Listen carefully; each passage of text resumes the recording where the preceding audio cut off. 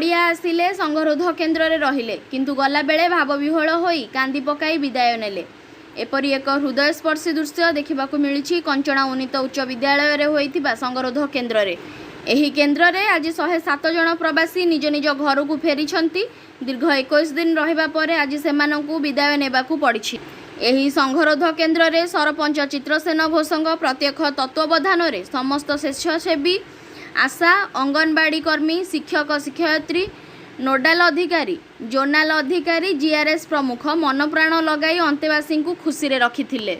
आज विदाय नेबा समय रे समस्ते पड़िया रे एकाठी होई कोरोना को हराइबा पाई शपथ नेबा परे समस्तंकु प्रमाण पत्र प्रदान करा जायथिला।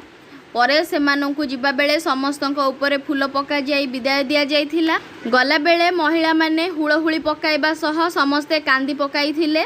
एही समयर दृश्यटी भारी हृदयस्पर्शी थिला। गला बेले सरपंच चित्रसेन घोष समस्तंक मंगल कामना करबा सह शरीर को जागृत नेबा पाई सूचना देइथिले। गंजामरू टुकुना प्रधान को रिपोर्ट।